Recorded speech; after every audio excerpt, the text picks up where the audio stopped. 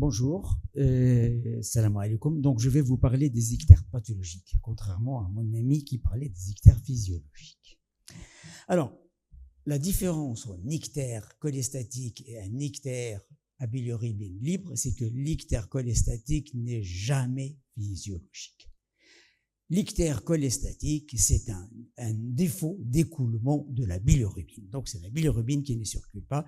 Il faut savoir que la bilirubine, elle circule du pôle apical de la cellule de l'hépatocyte vers les canalicules biliaires de manière un peu, je dirais, habituelle. Et quand il y a un obstacle, et l'obstacle, il peut se situer soit pour un défaut de production avec une accumulation de la bilirubine en intra-hépatocytaire, ou bien parce qu'il y a une anomalie de transfert transmembranaire de bile, ou bien un obstacle sur les canaux. L'obstacle peut être à l'intérieur entre les hépatocytes, il peut être à l'extérieur du foie, tout le long des canaux biliaires que vous connaissez.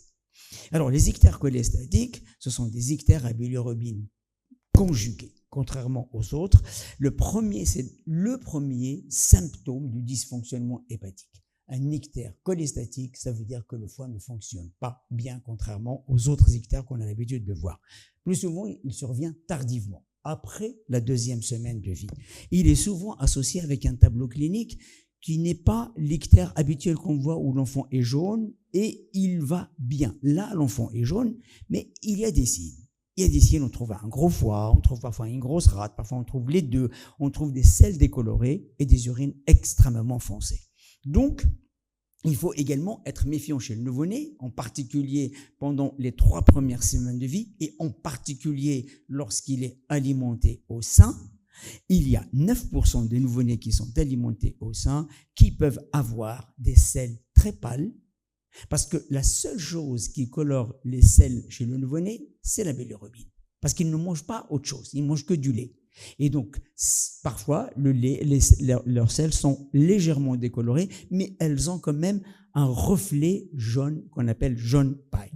Donc, en revanche, lorsque l'enfant est alimenté au biberon, c'est-à-dire en lait artificiel, normalement, vous n'avez pas cet aspect-là. Enfin, en tous les cas, il y a moins de 1000 qui peuvent avoir cet aspect décoloré des selles.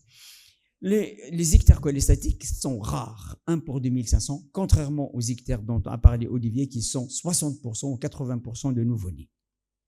Alors, quand est-ce qu'on parle d'ictères cholestatiques? Lorsqu'il y a un taux de bilirubine qui est suffisamment faible, c'est-à-dire de l'ordre de 50 mg par litre, ça veut dire vraiment rien du tout, 85 micromoles pendant les premières 48 heures, mais avec un taux de conjugaison qui est élevé, qui touche pratiquement 20%.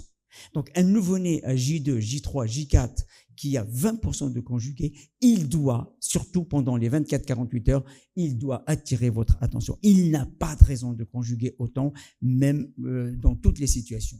Alors, pourquoi c'est très, je dirais, important de faire le diagnostic tôt? Parce que la principale cause, c'est l'atrésie des voies biliaires. 40% des cas. Et l'atrésie des voies biliaires, elle est curable quand on s'y prend tôt. Quand on s'y prend au-delà de 2 mois, malheureusement, les conséquences sont déjà là. Et il y a quelques pathologies qui sont aussi curables, telles que les maladies héréditaires du métabolisme, les infections urinaires, le sepsis, l'hypothyroïdie. Donc, le diagnostic, il est clinique. C'est un enfant qui est ictérique, avec des selles décolorées et parfois quelques signes digestifs tels que hépatomégalie, splénomégalie. On trouve, quand on examine ces enfants, on trouve, contrairement aux autres, une certaine irritabilité, un refus de boire, de temps en temps, un enfant hypotonique qui reste quand même un petit peu mou. Donc, cette ictère à bilirubine conjugué, associé à un tableau clinique qui est assez subtil. C'est pas l'enfant franchement malade, mais il y a une espèce de subtilité. Là, vous devez automatiquement, à mon avis, ne pas lâcher cet enfant dans la nature. Quelles sont les causes? Je vous ai dit l'atrésie des voies biliaires, 40% à peu près. Il y a les cholestases néonatales idiopathiques, 20%. Idiopathiques, on ne connaît pas les causes pour le moment, mais je pense, en tous les cas, on compte sur les recherches, voilà. Et les pathologies qu'on connaît d'habituellement, par exemple, quand on prend quand on prend les mitochondriopathies, c'est 2%, l'alagile, c'est 4%, les sludge, en particulier chez les enfants qui ont fait un ictère ou une nutrition parentérale prolongée chez les enfants prématurés, vous avez les sludges qui représentent à peu près 2%. Donc, les prématurés en tout et pour tout représentent 10% des cholestases, mais il y a autre chose dans ce cas-là. Il y a tout le métabolisme du calcium et du phosphore qui intervient là-dedans. Et donc, dans ce cas-là, ce sont des enfants qui sont plus à risque que les autres. Bilan initial, c'est tout d'abord éliminer une cause curable. Il y a des causes malheureusement qui ne sont pas curables, mais les causes curables, c'est éliminer une atrésie des voies biliaires et chercher une maladie métabolique qui nécessite uniquement un régime alimentaire tel que les anomalies de l'oxydation des acides gras ou bien des anomalies des acides gras à très longue chaîne. Donc, dans ce cas-là, il faut envisager dans un premier temps de faire un bilan biologique assez complet, on va voir ce que c'est, de faire une échographie à jeun et postprandiale en cas de doute. Il faut savoir, chez les enfants prématurés, l'échographie n'a pas un grand apport. Il faut savoir refaire l'échographie plusieurs fois, au moins 2, 3, 4 échos, pour être sûr qu'il ne s'agit pas d'une atrésie des voies biliaires, parce que chez l'enfant prématuré, très difficile de voir la vésicule biliaire, très difficile de voir une vésicule biliaire vide ou pleine, donc c'est assez compliqué. On va voir les autres explorations. Alors, est-ce que les gamma-GT ont une valeur? Chez le nouveau-né, elles n'apportent pas elles n'ont pas beaucoup d'intérêt. Mais lorsqu'elles sont élevées, elles nous permettent à nous de distinguer, de faire la distinction entre deux types de pathologies.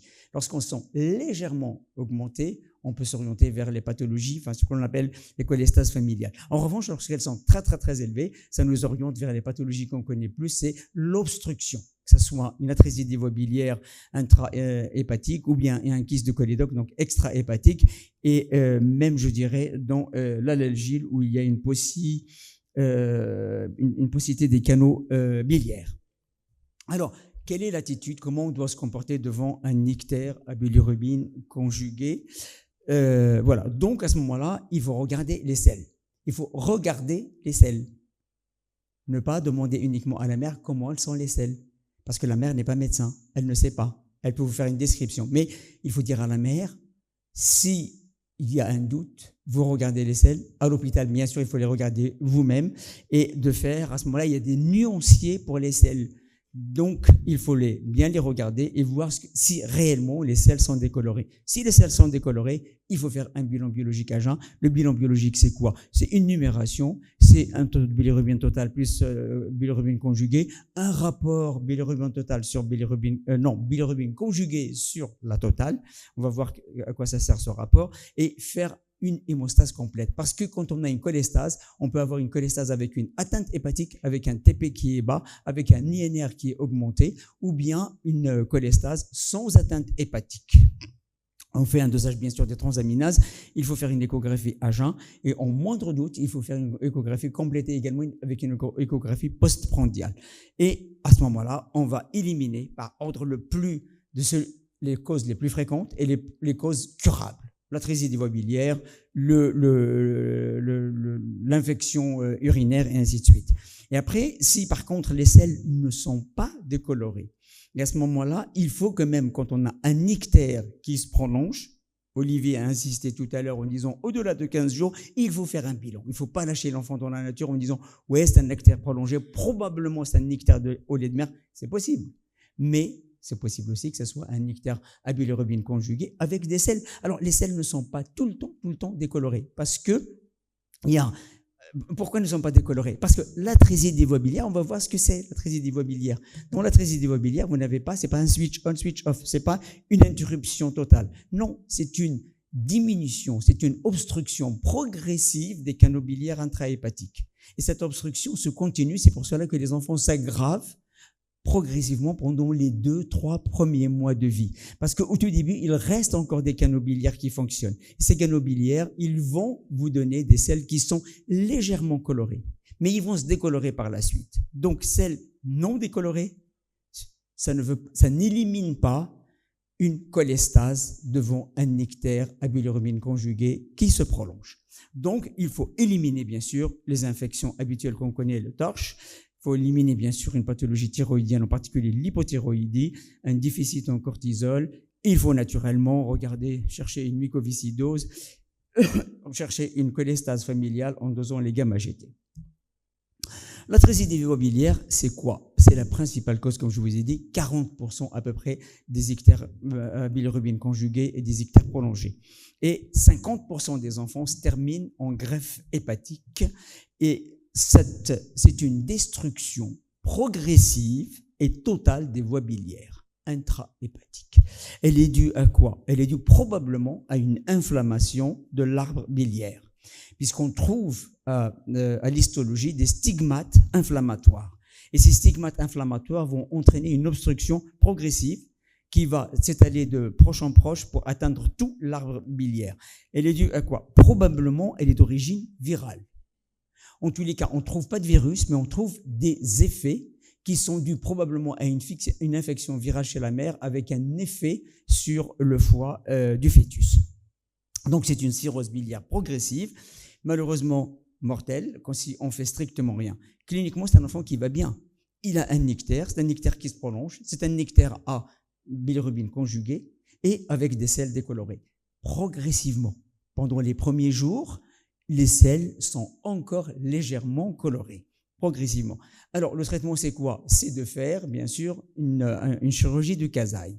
Si cette chirurgie est faite avant les 45 premiers jours de vie, l'évolution est assez favorable, puisque 80% des enfants peuvent à ce moment-là survivre, et même après un échec de Kasai à l'âge de 5, 6, 7 ans, 8 ans, 9 ans, à ce moment-là, on peut proposer une greffe. En revanche, lorsque le Kasai est fait après 60 jours, après 3 mois, il y a pratiquement pas ou peu de chances de survie chez les enfants après 20 ans.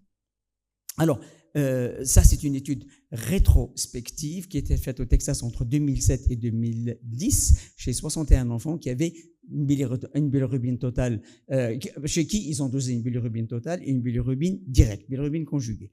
Et ils ont regardé ces enfants ils ont regardé en fait les résultats, ils avaient les résultats, et rétrospectivement, ils ont regardé le devenir de ces enfants qui avaient un ictère à bilirubine conjuguée. Et qu'est-ce qu'on voit? On voit que pendant les premières 24-48 heures, on distingue rapidement ceux qui ont une atrésie des voies biliaires de ceux qui ne l'ont pas. On le voit comment? On voit parce qu'il y a le taux de bilirubine conjuguée qui est plus élevé avec une bilirubine totale qui est faible. Ils ont un taux de bilirubine totale qui est infrathérapeutique et un taux de conjugaison qui dépasse largement les 15% ou 20%. Donc, quand on voit un taux de bilirubine conjuguée qui est élevé, ça c'est les erreurs après la naissance, et vous voyez le taux de bilirubine dès 24-48 heures. Après, bien sûr, ça devient évident après 15 jours, mais dès 48 heures de vie, on peut voir avec un taux de bilirubine totale qui est bas, et le taux de bilirubine conjuguée qui est très très élevé. Et on le voit également à la fois en ce qui concerne, donc ça c'est un élément fondamental pour nous. La même équipe qui publie un autre article à ce moment-là en 2020 et qui vont regarder, à ce moment-là, ils ont fait un dosage, donc un dépistage chez les enfants, 1347 enfants. Ils ont trouvé 7 enfants pour lesquels il y avait un résultat positif pour un taux de bilirubine direct qui est très très élevé. Et à ce moment-là, ils ont refait un dépistage 15 jours plus tard. Non, ça c'était à 60 heures, oui, à 60 heures de vie. 15 jours plus tard, ils ont fait un dépistage. Au bout de 15 jours, ils n'ont pas trouvé d'éléments supplémentaires. Et quand ils ont suivi ces enfants, ils ont trouvé que ces enfants-là, ils avaient une atrésie des voies biliaires. Et l'avantage, c'est quoi? C'est que quand on regarde l'attitude thérapeutique, vous voyez qu'avant le dépistage, les Kasai se faisaient beaucoup plus tard. Et après le dépistage, les Kasai se faisaient pratiquement tous avant 45 jours de vie. Donc, ça améliore complètement le pronostic le devenir des enfants. Et quand on regarde par exemple l'évolution de ces enfants en fonction de l'âge auquel on a fait le dépistage et à l'âge auquel on a fait à ce moment-là le Kasai, on voit que la mortalité et la morbidité est beaucoup plus faible quand on fait le diagnostic suffisamment tôt et quand on fait une décision de Kasai suffisamment tôt. l'ictère et l'infection urinaire. Il me reste 5 minutes, j'y serai dans le temps. Alors, pourquoi on cherche une infection urinaire en cas d'ictère à bilirubine conjuguée? Tout simplement parce qu'il existe d'abord une association entre les malformations rénales qui prédisposent aux infections urinaires et les malformations hépatiques, d'une part. D'autre part, lorsqu'il y a une infection urinaire, souvent elle est due à Escherichia coli. Et le fait d'avoir une infection Escherichia coli prédispose également à une inhibition, parce que les toxines bactériennes libérées par l'Escherichia coli, elle va inhiber le transport des acides biliaires. En inhibant le transport des acides biliaires, elle va prédisposer à ce moment-là à un ictère à bilirubine conjuguée. C'est pour cela que dans ce contexte-là, on cherche, dans le contexte d'ictère à bilirubine conjuguée, on cherche les infections urinaires. Le syndrome d'Alagille, comme vous le connaissez, il se base sur exclusivement ou presque exclusivement sur la clinique. Après, on va voir, c'est l'histologie qui va faire le diagnostic. C'est quoi? C'est une paucité. Il y a des canaux biliaires, mais ils ne sont pas suffisants. Les canaux biliaires sont en quantité insuffisante. Alors, ce sont des enfants qui ont une dysmorphie particulière, avec une dysmorphie faciale. Ils ont un embryotoxon, ils ont des vertèbres en aile de papillon, ils ont une sténose de l'artère pulmonaire, une cholestase bien sûr, et ils ont également à ce moment-là, comment ça s'appelle, une cholestase. Et cette cholestase, malheureusement, elle est progressive de la même manière. Comme elle est progressive, elle passe inaperçue dans un premier temps. Comme elle passe inaperçue dans un premier temps, assez souvent, on fait le diagnostic au stade de cirrhose. Donc, il y a pratiquement moins de 25% qui survivent après 40 ans.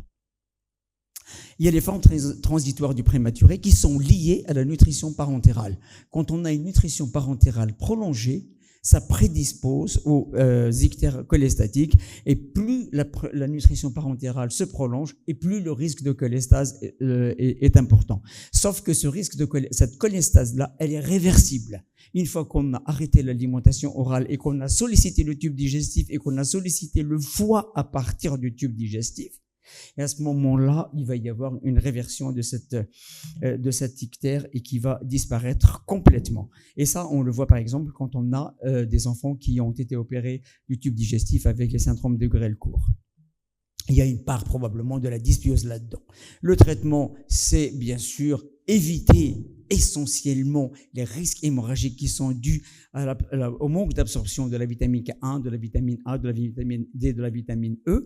Et il faut bien sûr mettre en place un traitement adjuvant par la rifampicine, par l'ursolvant, pour éviter d'abord les lésions de grattage et puis pour améliorer la fonction hépatique. Je passe là-dessus juste en 2 mots pour vous dire, d'abord, il faut naturellement faire le dépistage parce que entre 2 et 4 semaines. Pourquoi? Parce qu'on est coincé par l'atrésie des voies biliaires qui nécessite un casage suffisamment tôt avant l'âge de 3 mois. Et l'élément fondamental qu'on a, c'est la bilirubine directe. Une fois qu'on a cette bilirubine directe, il faut voir si le taux est anormal ou s'il est normal. Il faut bien sûr faire le diagnostic le plus rapidement possible pour pouvoir proposer quelque chose à ces enfants. Il y a des pathologies pour lesquelles malheureusement on ne peut pas grand-chose et pour lesquelles par exemple les sources thérapeutiques sont extrêmement difficiles, telles que l'Alagille et compagnie. Alors, est-ce que le screening sert à quelque chose? Ça, c'est une étude il reste 1 minute, je serai dans le temps. Une étude de la Corée du Sud, à Taïwan, qui est une étude pilote où il y a eu 96 hôpitaux, 72 793 nouveau-nés, et à la sortie, on a mis un nuancier des selles dans le carnet de santé pour les parents en leur disant, voilà, l'aspect normal des selles, c'est celui-là, l'aspect anormal, c'est celui-là. Et donc, à l'âge de 1 mois, il va falloir à ce moment-là envoyer cette carte avec le nom de l'enfant et un certain nombre de critères à un centre de dépistage. Et donc, ce centre de dépistage a permis de faire quoi? À partir de ces cartes, donc les parents, à ce moment-là, ils font le diagnostic eux-mêmes rapidement et ils appellent leur médecin traitant et ils lui en parlent, soit ils n'ont pas fait le diagnostic et à ce moment-là, ils envoient la carte. Et la carte servira à ce moment-là au dépistage. Et c'est à partir de cette carte, donc à ce moment-là, il y a eu le dépistage de 29 cas d'atrésie des voies biliaires, donc qui seraient passés complètement inaperçus sans cette... voilà. Et ces 29 cas, vous voyez, il y a eu 26 cas qui ont été dépistés avant 60 jours de vie. Ça veut dire qu'ils ont pu avoir un casaille suffisamment tôt, et 3 cas qui ont été screenés après 60 jours de vie. Ça veut dire qu'il y a eu un risque d'échec de casaille. Voilà, donc à titre de recommandation qui sont faites par l'INSBGAN, c'est tout ictère qui se prolonge au-delà de 15 jours, il faut faire une bilirubine totale, une bilirubine conjuguée et un rapport bilirubine conjuguée sur bilirubine totale pour voir s'il est ou non inférieur. Il doit être inférieur à 0,2. S'il est supérieur à 0,2, ça doit être, c'est-à-dire moins de 20% de bilirubine conjuguée par rapport à la totale. Il faut naturellement faire une écho hépatique en cas de doute, devant toute cholestase. Doser les gamma-GT naturellement. La SANTI et l'aspiration duodénale ne sont pas recommandées de manière routinière, de la même manière que la cholangio-IRM et l'endoscopie rétrograde ne sont pas recommandées, sauf si les gens ils ont l'habitude de les faire et s'il y a de forts doutes. Pour conclure, donc l'ictère cholestatique n'est jamais physiologique. Certaines causes sont curables, par exemple la trésidie des voies biliaires, par exemple l'infection urinaire. Donc, il faut un intérêt de la prise en charge précoce, en particulier par la technique de casaille, et il faut probablement, dans des pays où il y a quand même une forte incidence, voir s'il n'y a pas une possibilité de faire un dépistage ou un screening à partir, par exemple, d'un nuancier des selles qui va permettre à ce moment-là de faire le diagnostic plus rapidement et plus précocement. Et je vous remercie.